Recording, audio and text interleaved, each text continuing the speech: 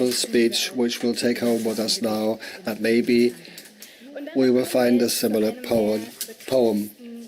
Which brings us to one of the best-known philosophers of the present. The president just called him a superstar. You could call him that.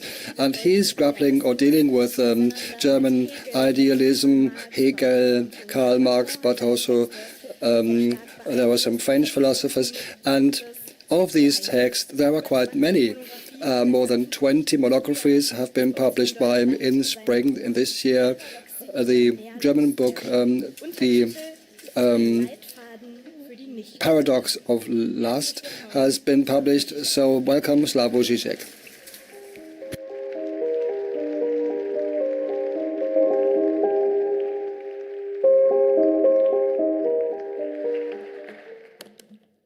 Wait with the applause. At the end, you will not applaud. I am proud to be here at the book fair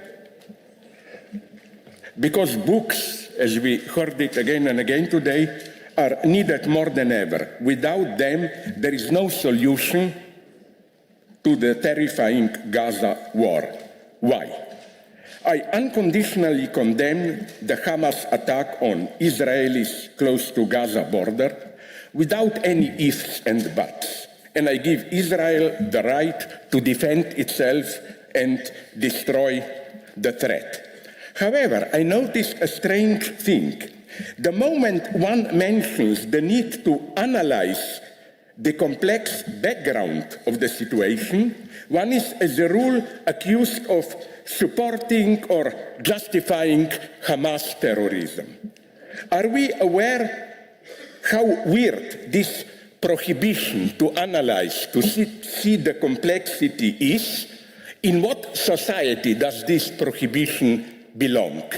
Here, my first provocation, in a society which is, it's not here, which is structured like Waben, honeycomb.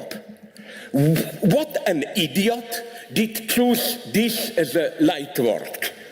Do you know how Hanis live? It's the most totalitarian society you can imagine. More than 80% are women who are de facto castrated, not allowed to develop sexually, they just work.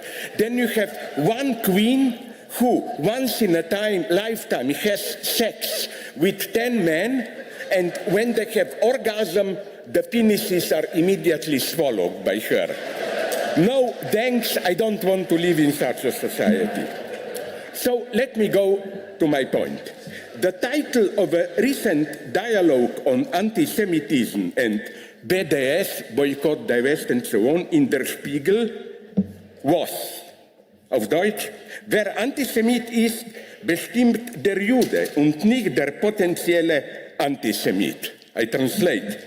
Who is an anti-Semite determines the Jew and not the potential anti-Semite.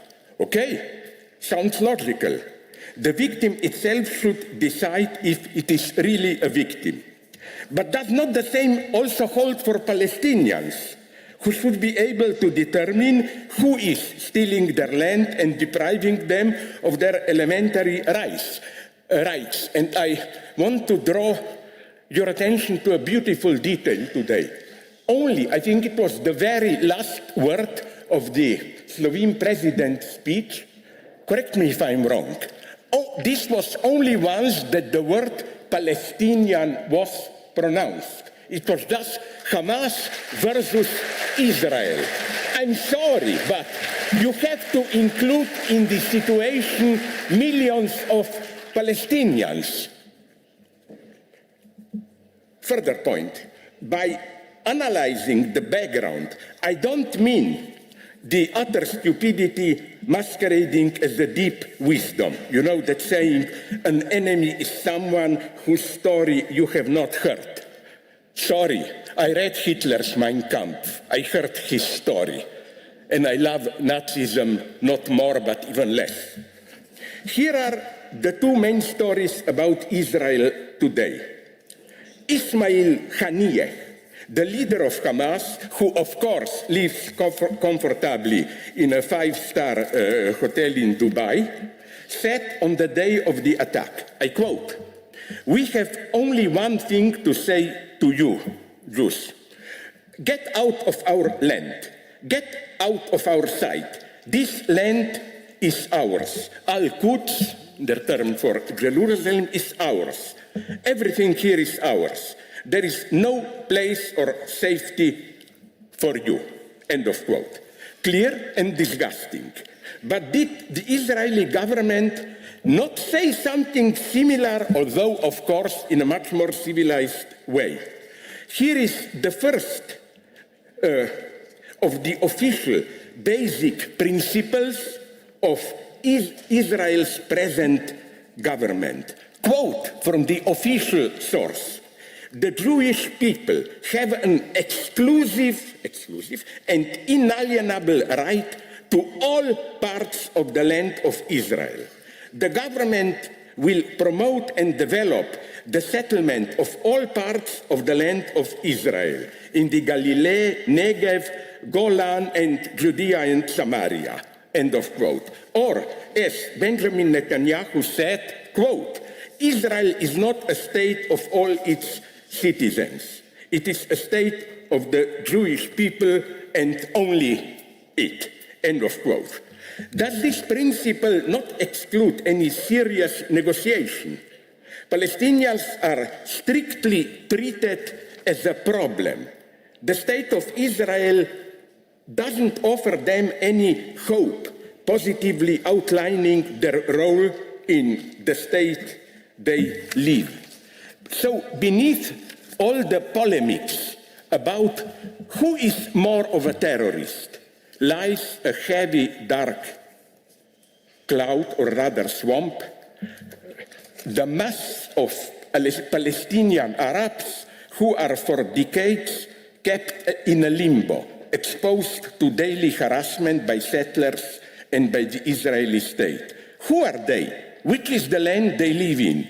Occupied territory, West Bank, Judea and Samaria, or the state of Palestine, which is currently recognized by 139 of the 193 United Nations member states. The first generation of Israeli leaders, from Ben-Gurion to Moshe Dayan, I want to praise them here, spoke a totally different, honest language. They openly confessed that their claim to the land of Palestine cannot be grounded in some universal justice. A very actual example. On 29th of April 1956, there was an incident concerning Gaza. A group of Palestinians from Gaza that had crossed the border to plunder the harvest in the Nahal Oz kibbutz fields. The group then, Roy, a young Jewish member of the kibbutz who patrolled the fields, galloped towards them on his horse to chase them away. He was seized by the Palestinians, and when the United Nations returned the body, his eyes has been plucked out. Here is the reaction of Moshe Dayan.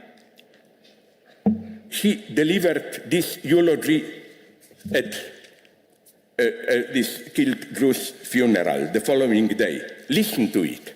"Let us not cast blame on the murderers today. What claim do we have against their mortal hatred of us?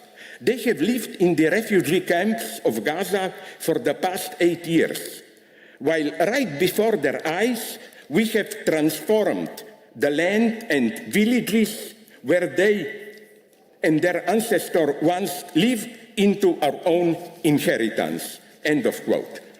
Can you even imagine a similar honest statement today?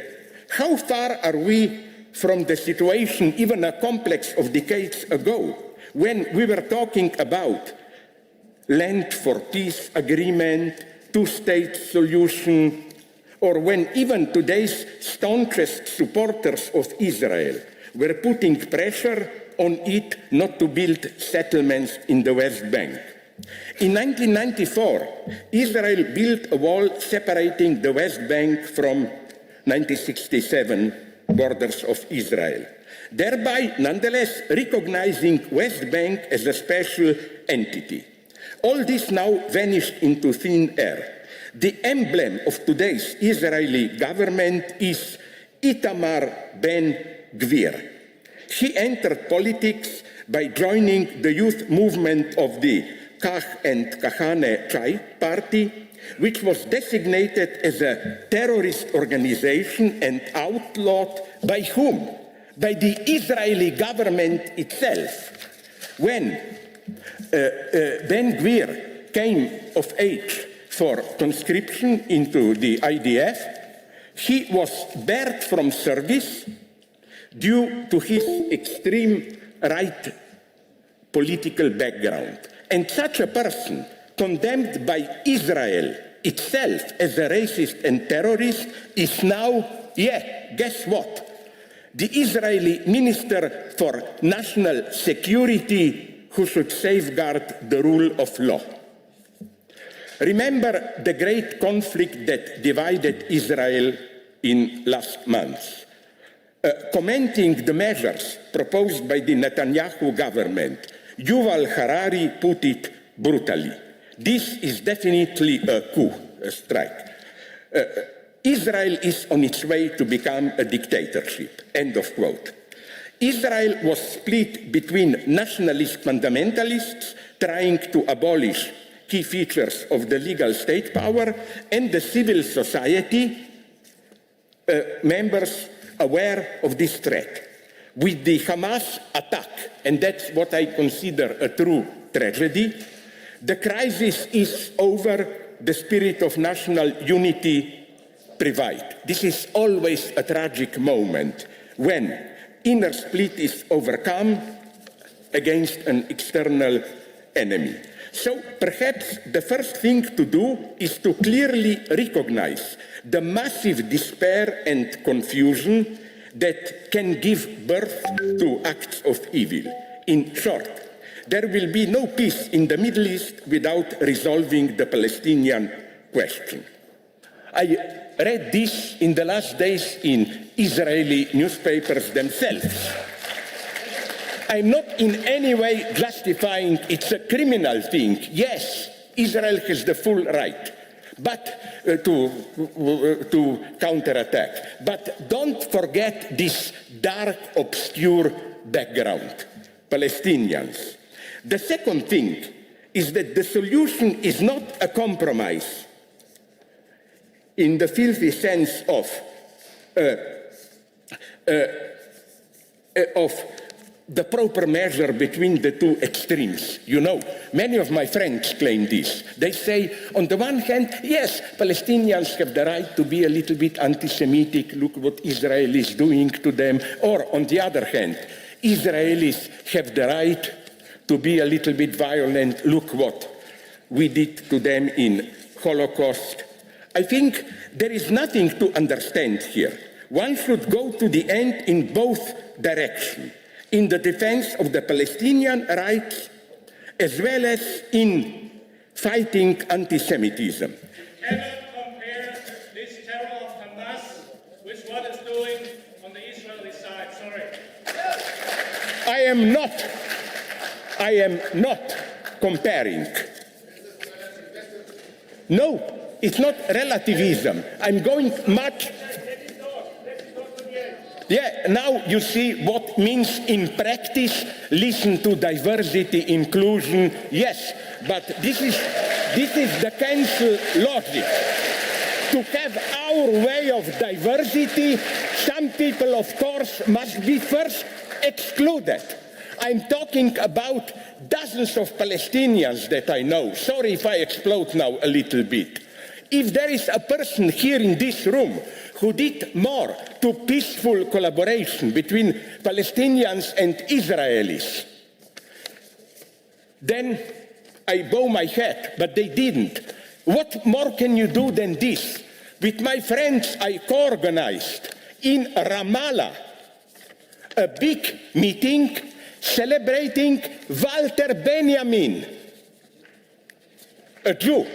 There was no problem debating it. I organized in Ramallah a cinema school together with the Jewish, of course, professor, and so on and so on. About this, you cannot compare.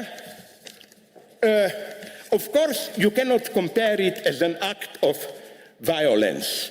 I mean, Hamas attack is absolutely ruthless, brutal, and so on and so on. But should I fall so low as to quote, with whom I agree here, Antony Blinken, American State Secretary, who said, yes, Israel has the full right to strike back, but how it does is the concern of us all. It's not just Israel against Hamas. And let's especially, so again, the moment you accept that this is not possible to fight for both sides at the same time, you lost your soul, especially today when we have something that I cannot but call anti-Semitic Zionism. You know why European right likes to support Israel. Let's go at the beginning. Look at my last book, you will have a full quote. You know who is one of the authors of it? Yes, Reinhard Heydrich. In 1936, that Heydrich wrote a statement where he says, Israelis are a wonderful nation, we are ready to collaborate with them, but not here in Germany. They should go over there. Breivik, you remember him, the crazy Norwegian guy, he had the same, totally anti-Semitic here, but there we fully support it. Not to go on with the list. It's a shame on a day where people are murdered and massacred. Where? In Gaza also. Compare both sides and to relativize what was happening and what is I don't relativize it. It was a horrible crime. I don't relativize it in any way.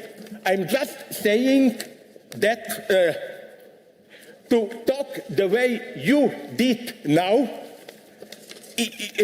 immediately puts millions of Palestinians in an impossible position, which will then make anti-Semitism grow. Let me nonetheless go to the end. Arthur Koestler voiced a bitter truth. Quote, if power corrupts, the reverse is also true. Persecution corrupts the victims, though perhaps in subtler and more tragic ways. End of quote. This holds for both sides in the ongoing war. My ultimate hero, absolute, of the 20th century is Marek Edelman, a Polish Jew who saw this clearly. Edelman took part in the 1943 Warsaw Ghetto Uprising and also in the citywide 1944 Warsaw Uprising. After the war, when his wife and children emigrated in the wake of the growing anti-Semitic campaign in Poland in 1968, he decided to stay in Poland. Comparing himself to the stories of the ruined buildings at the site of the Auschwitz camp, he said, someone had to stay here with all those who perished here, after all. End of quote. From 1970s on, he collaborated with the Workers' Defense Committee as a member of Solidarity. He took part in the Polish Roundtable talks. Towards the end of his life, Edelman publicly defended Palestinian resistance, claiming that the Jewish self-defense, which he had fought, was in danger of crossing the line into oppression. Now, to disqualify Edelman as a self-hating Jew is, I think, the ultimate obscenity. Why am I saying this here in Frankfurt at the buchmesse?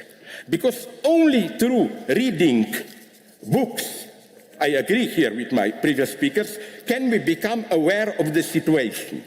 Literature is the privileged medium to render palpable the deep ambiguity and complexity of our predicament.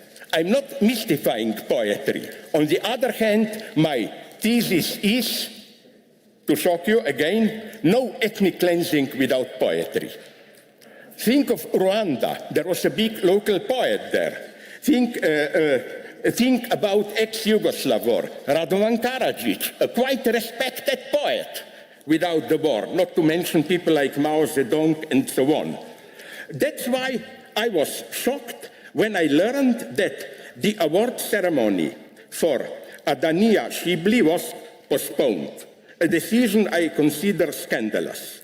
Terrorism against Israel, yes, contradicts all the values of the Frankfurt book. Yes, and so does the collective punishment of millions in Gaza, as well as the cancellation of Adana Shibli. You know, here we are approaching the paradoxes of cancel culture. Official notice is, yes, inclusion, diversity, but then all that cancel culture does is excluding those who don't fit your notion of inclusion and diversity. So I'm not only proud to be here, I'm also a little bit ashamed. Try to imagine what Marek Edelman would say if he were to be alive today. And again, to repeat, I'm at the end. No, I in no way identify or relativize what Hamas did.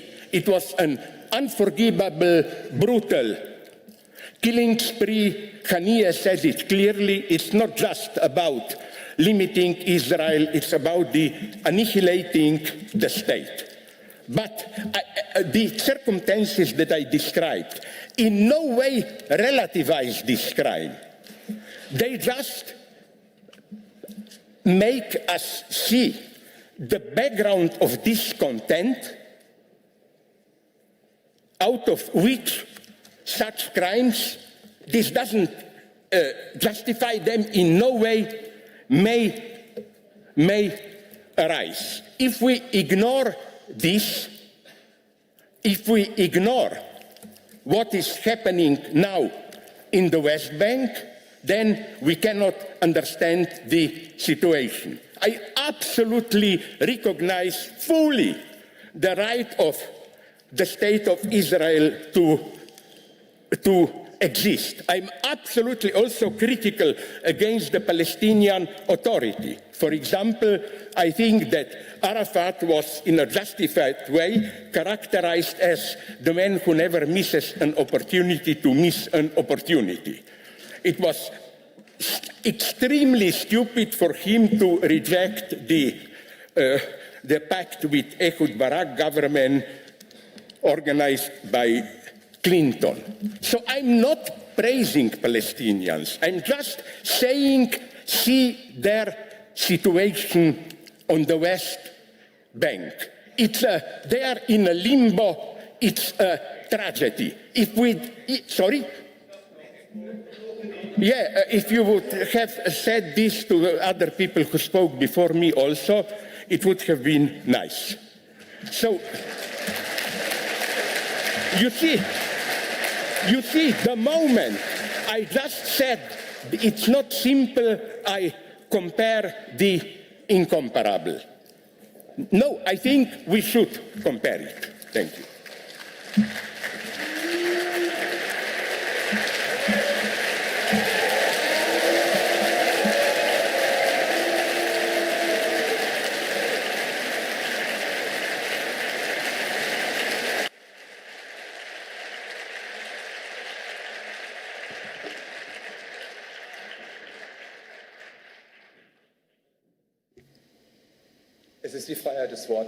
It's the freedom of the word, and we have to leave it as it is. This is important to me.